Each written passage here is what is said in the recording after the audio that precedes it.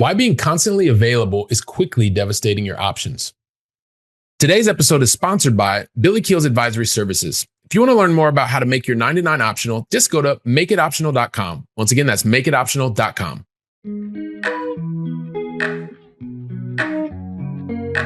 Helping you build freedom without losing your edge. This is the Going Long podcast with Billy Keels.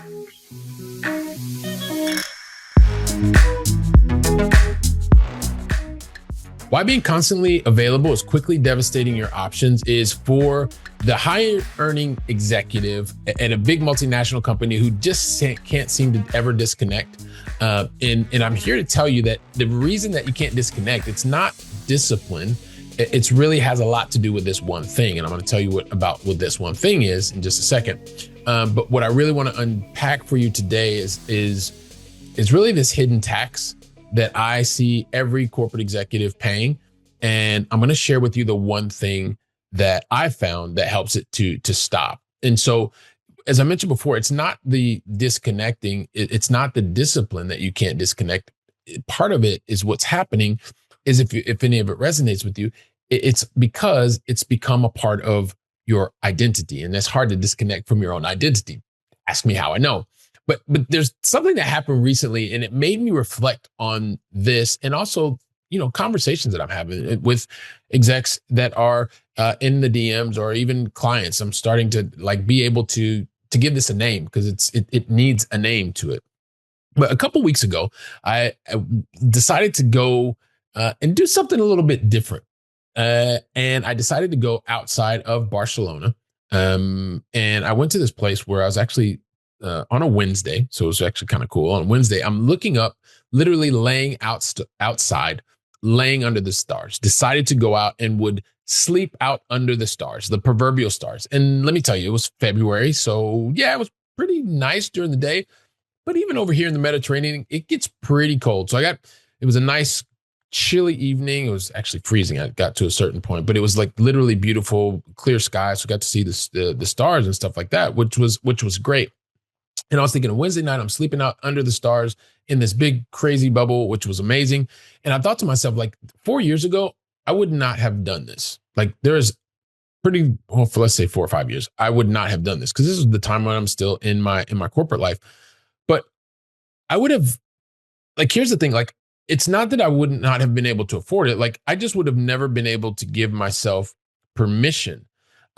Because these things weren't about money. They were really more about this tax that I've mentioned to you that I paid. I know I paid it. So it's very easy to recognize it.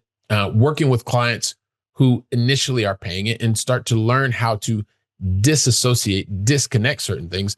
But I've been there. So I understand exactly what it was. I was, if I think about my career, in the mid-level of a very large multinational or a company that had 150,000 employees at the time.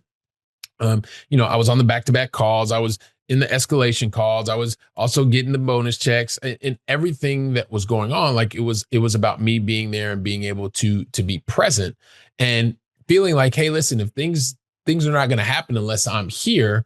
But I got to a certain point. I realized it wasn't just that. I wanted to get to a point where I didn't need to be, didn't feel like I had to be reachable in order to feel valuable. I wanted to get to a point where let me not have to do these two things. And at the same time, it was a matter of taking a step back and saying, okay, yep, I'm in this bubble. All these things are happening. And I realized this particular tax that I was paying at the time, it really had three very clear, identifiable, let's call them symptoms. The first, anytime I would be away, and let's say on a vacation, especially summertime or spring break, one of those types of things.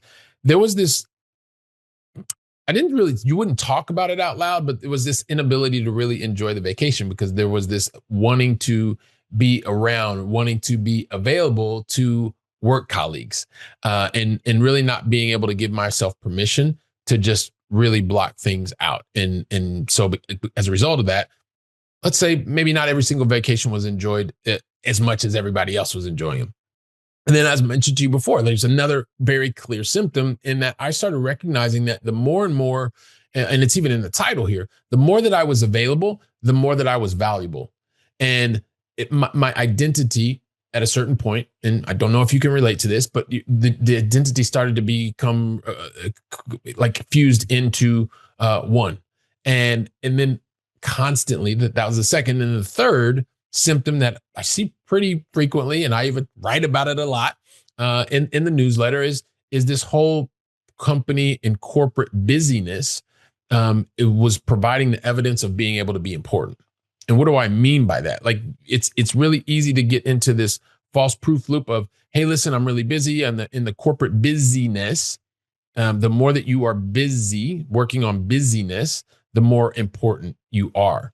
And those symptoms, if you've recognized any, if any of that sounds familiar to you, it's not a character flaw. Don't worry. It's not a character flaw. It's a belief system, because I went through the exact same belief system. And the good part about that, like, yeah, it may hurt to hear that, but the really, really good part, and I like to focus on the positive, is that because it's a belief system, it can be changed.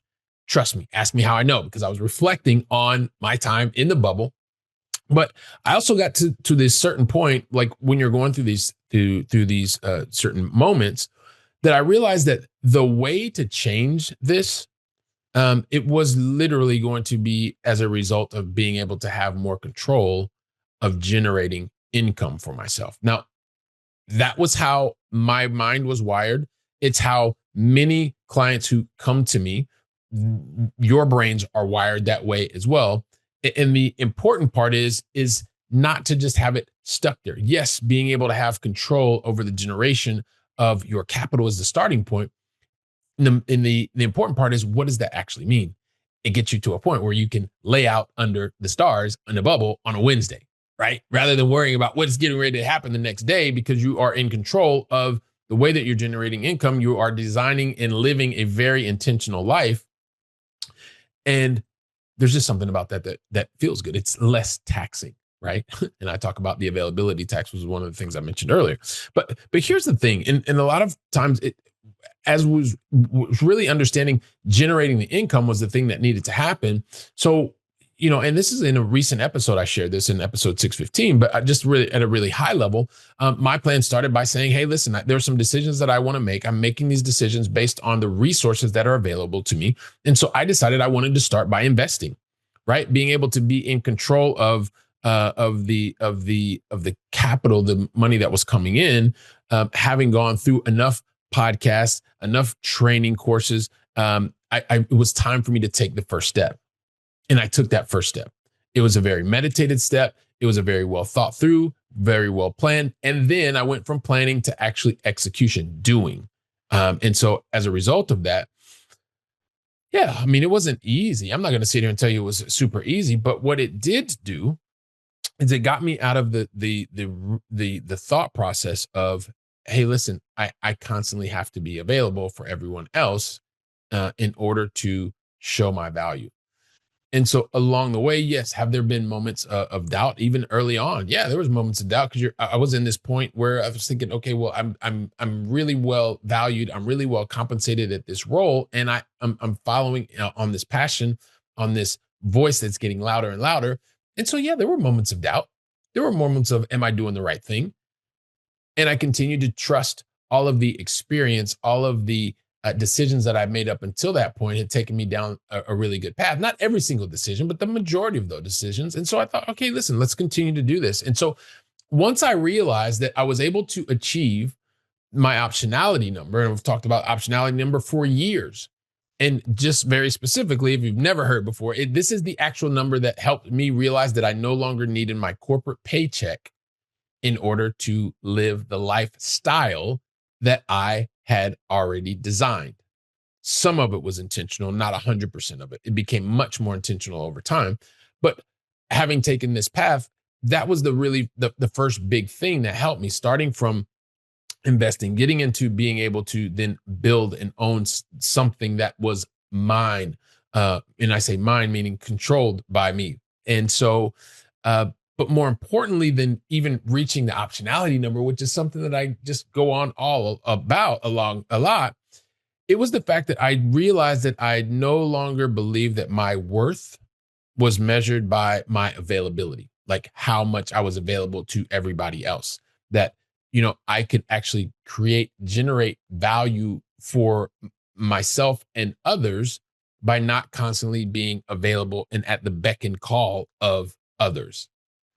And so I would just share that with you because that is the thing, as I mentioned in the very beginning, like what is the one thing? The one thing is to be able to recognize that you can leverage your resources, i.e. your existing skill set and or other resources available to be able to generate income, to be able to make the impact on others. And when you are able to do that and you're recognizing those results, you don't have to be available to everyone. You don't constantly have to be reachable because that's going to continue to drain you. That's not what you want. You want to be able to be at that point where, yes, you recognize the skill set is valuable. Yes, you're able to make an impact on others in the way that you want to be able to make. And so that's why, as I mentioned, being constantly available, it is quickly devastating your options. So guess what?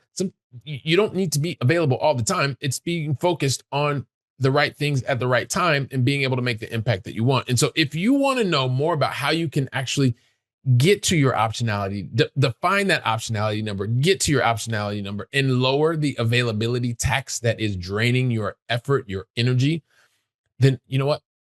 You can find it. It's here in the show notes, and I'll just remind you, you can go to makeitoptional.com. There is a very clear, proven 3-step process that has worked for me, is working for hundreds of executives in big companies today.